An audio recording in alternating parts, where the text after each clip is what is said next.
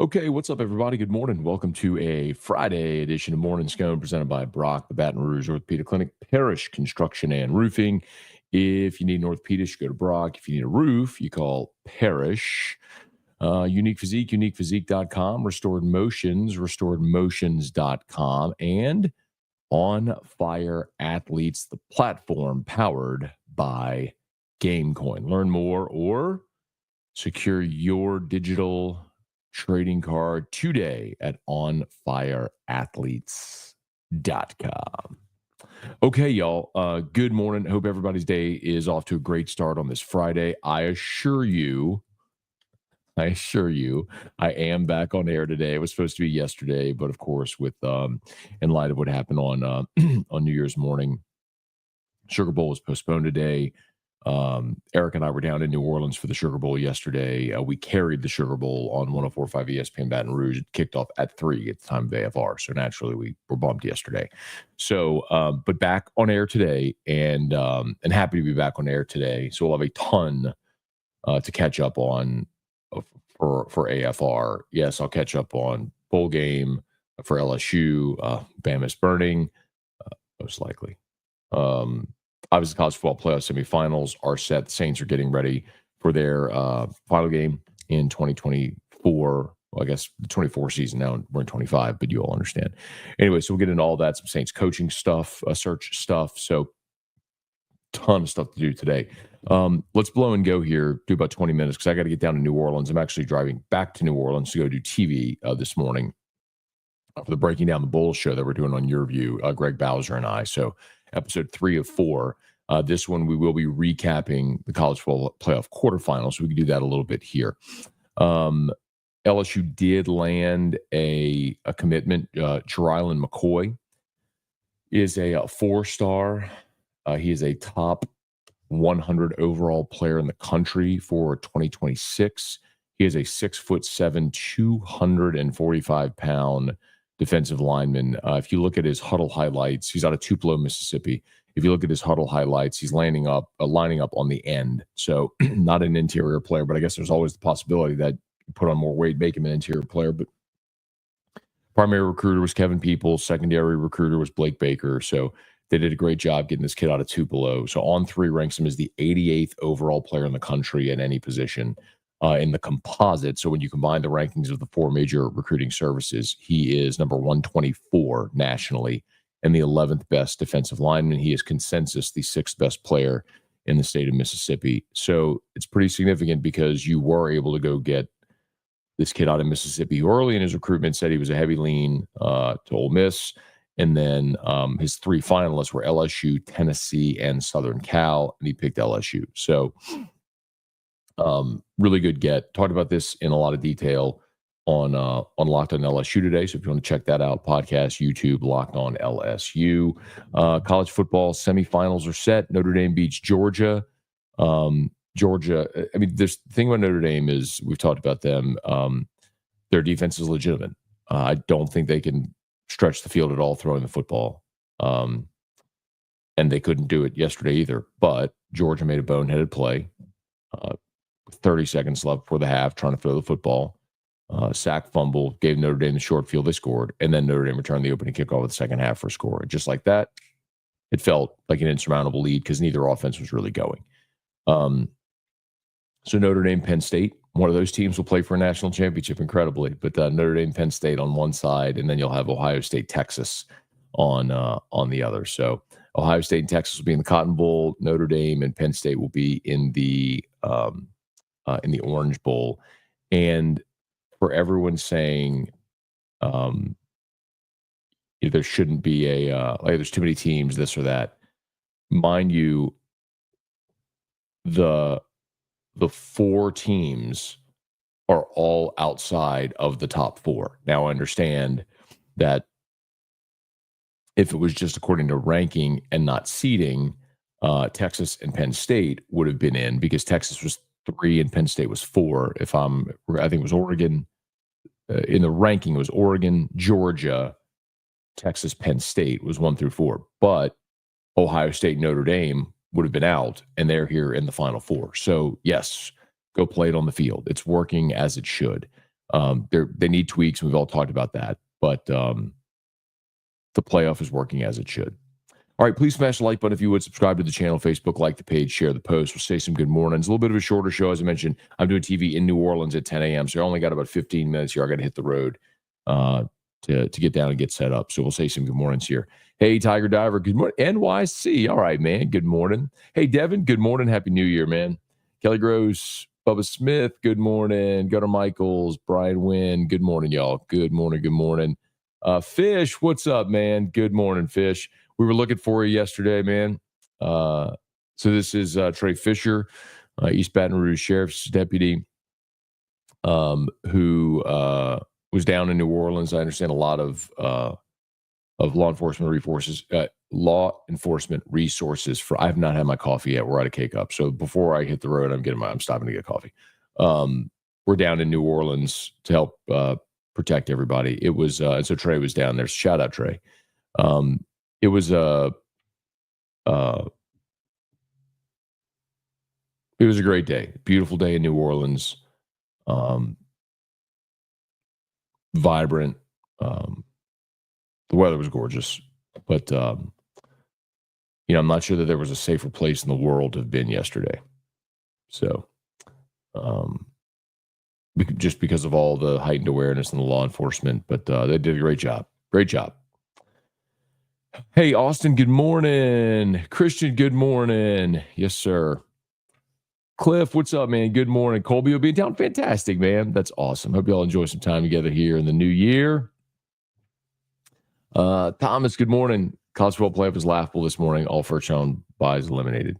I think the playoff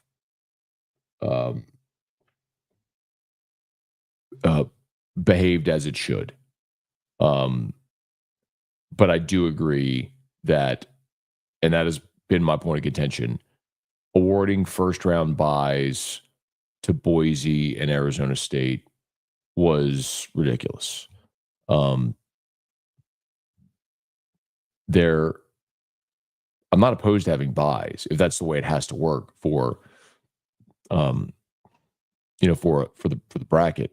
I hope they go to 16, which would then not necessitate any buys, but we'll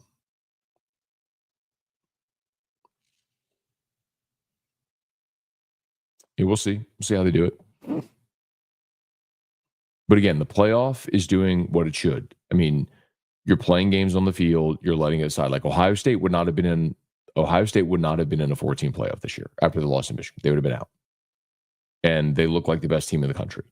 So you let people go decide it on the field.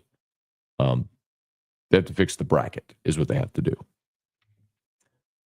Philip, good morning. Everybody was in my mentions about BK and Notre Dame beating Georgia. It looks like we're living rent-free in everybody's head. Well, the interesting thing that I would say about Notre Dame, with respect to Brian Kelly, the Marcus Freeman conversation, you have to remember who inherited what. So first of all, Brian Kelly's last year in Notre Dame, they finished 5th in the country. They were one spot out of the 14 playoff. Marcus Freeman inherited a great situation, a very stable, great situation. Brian Kelly did not inherit a great situation at LSU. What I would also say is, at this point, Marcus Freeman has Notre Dame in the Final Four. Brian Kelly did that twice, and he also had Notre Dame in the BCS National Championship game. So as of now, Marcus Freeman hasn't done anything that Brian Kelly didn't do multiple times. As a matter of fact, Brian Kelly got Notre Dame to a national championship game in the BCS era, and Freeman hasn't done that yet. So, but they have the lines set yet for the semis. I'm sure they do.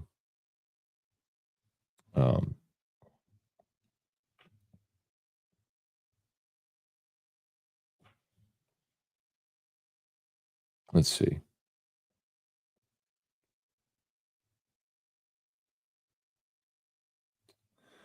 Let's see. Notre Dame 1.5 favorite over Penn State. Ohio State 6-point favorite over Texas are the lines right now. So we'll see. Tiger Diver is the SEC's run over. I mean, the SEC's run was largely paced by Alabama winning 6 titles in 12 years. The second Nick Saban left, that ended. That's been the whole point of everything I've said.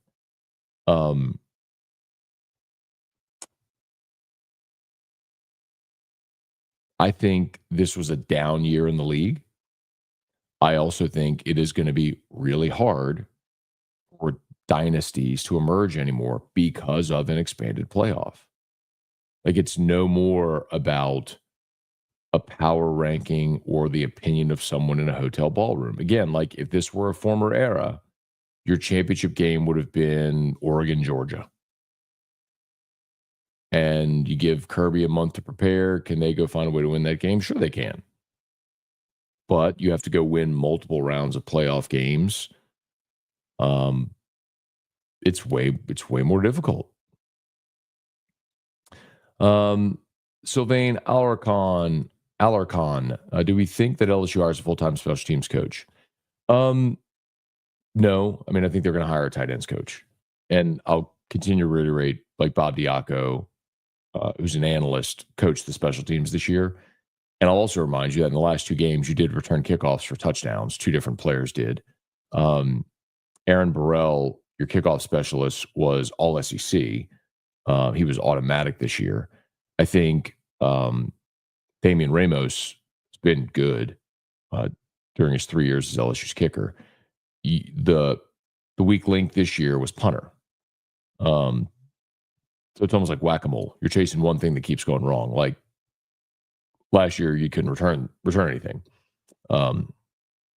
This year, your return game was dramatically improved, but both your punters weren't any good. So you went and addressed punter in the portal with Grant Chadwick coming in from Middle Tennessee. So let's see if he's better. Fisherman, Thomas, all the favorites won, though. Jingle Gate Day 4, Bama Barney this afternoon should make it a great day. Morning, Matt, especially basketball, baseball countdown season. I don't know, man. We still got more football to play, dog. Got college football playoff semis, then the championship game. We got the NFL Week 18, then the NFL playoffs going. Still got a lot of football to go. Hey, Chance, listen to Locked on Bama after the loss. The host open. This show is brought to you by depression.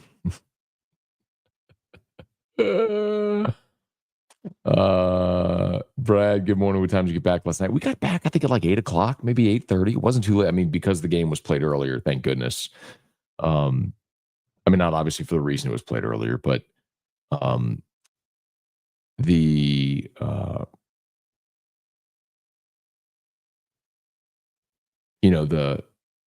because it was played earlier allowed us to get back earlier, and I have to get up and get to New Orleans. So if they had played it at 7:45 and I didn't get back until 2 a.m. and then had to sleep, get up, and be right back down for TV, today would have been a tough wake up. Much easier because of the early kick. Hey, Charlie, good morning. Alex, good morning. Lowell, good morning. Tiger Poppy, morning, Matt. How was the Sugar Bowl? Did you have good seats? We had great seats, so we were very fortunate. So our friends at Mockler Beverage, they have a suite in the Superdome, and so they offered us seats. So we sat in the Mockler suite for the game. So it was awesome. And the Mockler suite is on the 50-yard line. It literally shares a wall with the TV broadcast booth. So Sean McDonough and Greg McElroy were to our right, facing the field. I mean, we were on the 50. It was awesome. Yes. Very lucky. Hey, Michael Joseph Chefalou, good morning. Stephen Miller, good morning. Great night in the Dome. Opening was powerful leading into the national anthem. It was. Very rarely do you ever hear a stadium that large, that quiet. But when they did the moment of silence, it was very appropriate. And yes, well said. Bailey C., does Notre Dame beat Georgia if Beck plays? We'll never know. I don't think so. I mean, let me rephrase it. I think the result's still the same. I think Georgia had a major issue this year struggling to throw the ball vertically. And that showed again. And Notre Dame's defense is legit. It's not legit by Notre Dame standards. It's legit by college football standards. They really have a legitimately really good defense. So, it's a game Georgia could have won, But in Kirby, the decision, Georgia's fumble when they're going in to score was obviously massive. The decision by Kirby with 30 seconds left in the half to throw instead of just sitting on it going into halftime, which gifted Notre Dame a touchdown, was a mistake. And then you allowed a kickoff return for a touchdown. I mean, it all boils down to those three plays right there. I mean, you cost yourself an opportunity for points, and then you gave them 2 touchdowns. So, and Notre Dame was opportunistic. So, and their defense was great. Rex, good morning. Franco Nation, due to Brian Kelly and Baker cooking some good Creole for us. Oh, dude, Brian Kelly and Baker got it. Jamie Leday, good morning. The GOAT, morning, Matt. Hard to be excited about these commitments anymore because they flip so often. That's fair. If you want to be skeptical about a commitment, that's totally fine because you have to give a year that you have to hold on to them. So I'm with you. But we've always seen commits flip. Always. Jason H., good morning, Uncle Scone. Good morning, Jason. Alex, 2010, I thought, here we go. But then Notre Dame got that field goal. Notre Dame struggled against USC. I was shocked. Yeah. When Notre Dame kicked the field goal, I was talking to my brother to go up 23-10. I said, because remember, Marcus Freeman, they lined up to go for it. And ultimately, they had a procedure penalty. And so it backed him up and they kicked the field goal and made it. But I told my brother, I was like, this is a mistake going for it. It's a mistake going for it because a field goal there makes it a 2-touchdown lead. Now Georgia, which has scored 1 touchdown the whole game, would need 2 touchdowns after a field goal.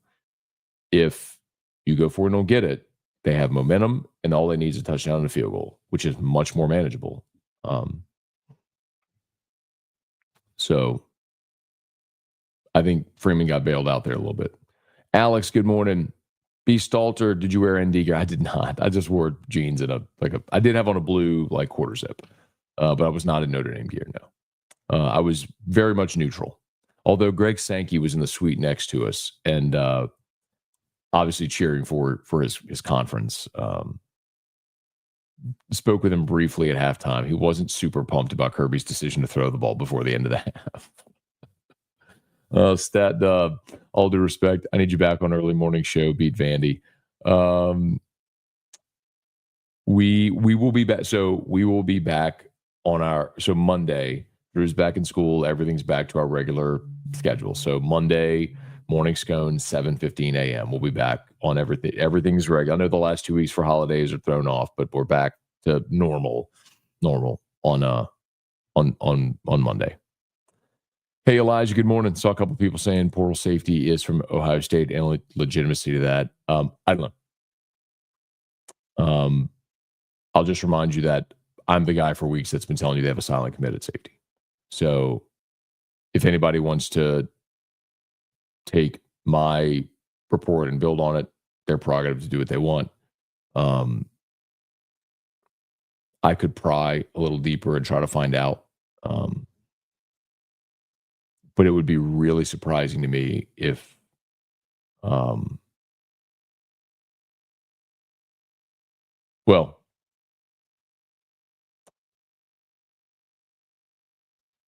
suffice to say, I'm not going to keep prying to find out who and stuff like that. I'll be very respectful of the people who are giving me information. But I am the one that's reported for weeks that LSU's got a silent committed safety and offensive tackle. Hey, Club, good morning. Brian, good morning. Miss Morning Scone in a few weeks. Back. Good to see you there. Brian, absolutely. I got to get going. Michael, can you imagine if Arizona State beat Texas? I'm all for new blood. In a few minutes. I'm about to wrap up. I can do it real quick. All right, I got to go. Sorry, y'all. Because I got to get going. I got to get on the road. Thanks so much for watching. Please smash the like button, subscribe to the channel, Facebook, like the page, share the post. My sincere apologies if I missed you. Wait, Thomas.